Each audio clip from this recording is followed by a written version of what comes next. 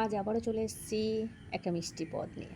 আমরা বাঙালির অবশ্য মিষ্টি খেতে ভীষণ ভালোবাসি, আর সেটা যদি হয় আবার পায়েস।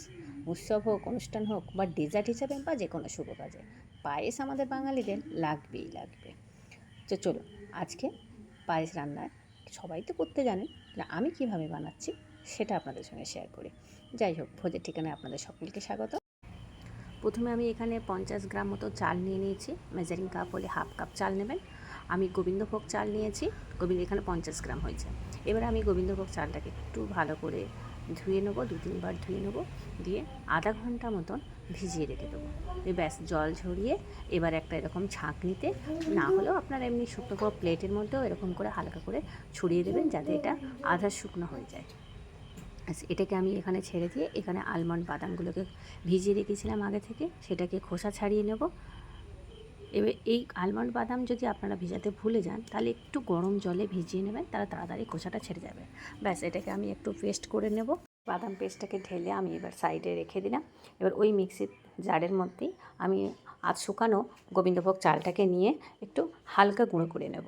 পুরোপুরি একদম গুঁড়ো করে নেবেন না, একটু দানা দানা থাকবে। এখানে একটা সসপ্যান নিয়ে নিয়েছি, সসপ্যানের মধ্যে 2 চামচ মতন গাওয়া ঘি নিয়েছি। এই গাওয়া ঘিয়ের মধ্যে আমি কাজু আর কিশমিশ ভেজে নেব, একটু সঙ্গে একটু আলমন্ড কুচিও দিলাম।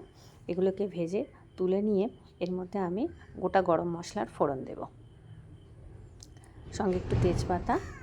ব্যাস এখানে আমি ফুল ফ্যাট মিল্ক নিয়েছি 1 লিটার। আমি এখানে গরুর দুধ নিয়েছি, আপনারা চাইলে কোনো প্যাকেট দুধও নিতে পারেন।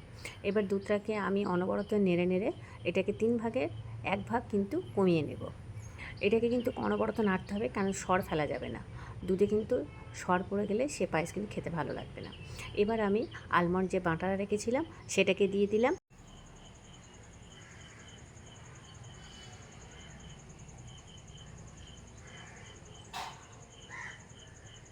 ব্যাস এবার একটু নাড়াচাড়ার পরে আলমন্ড বাটার দেওয়ার পরে আমি যে চালটা গুঁড়ো করে রেখেছিলাম সেই চাল গুঁড়িটা দিয়ে দিলাম। এবারে খুব ভালো করে এটাকে নাড়তে হবে, কারণ নাড়া বন্ধ করে দিলে কিন্তু তলাতে দলা পাকিয়ে যাবে বা তলাতে লেগেও যাবে। সেই জন্য এটাকে সব সময় নাড়তে হবে।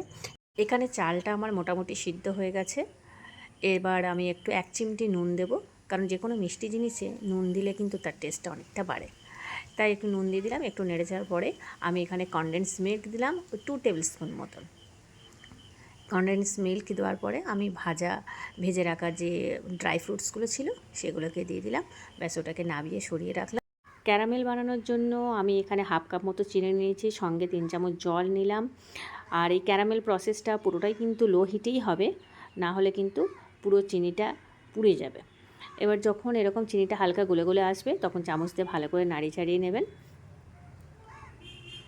এটা যখন পুরোপুরি ক্যারামেলটা হালকা হালকা তৈরি হয়ে গেল, এবারে কিন্তু আপনি ফ্লেমটাকে অফ করে দেবেন, না হলে কিন্তু এটা পুড়ে যাবে। এবার আমি আগে থেকে তৈরি করে রাখা পায়েসটাকে এর সঙ্গে দিয়ে দিলাম। আর মিষ্টি আপনারা আপনাদের টেস্ট অনুযায়ী করবেন, আমরা যেরকম মিষ্টি খাই সেই অনুযায়ী করেছি। সঙ্গে একটু গোলাপ জল দিয়ে দিলাম। ব্যাস তৈরি হয়ে গেল আমার ক্যারামেল ফিরনি। আপনাদের যদি আমার রেসিপিটা ভালো লেগে থাকে, তাহলে অবশ্যই লাইক, শেয়ার আর কমেন্ট করতে ভুলবেন না। এতক্ষণ সঙ্গে থাকার জন্য ধন্যবাদ।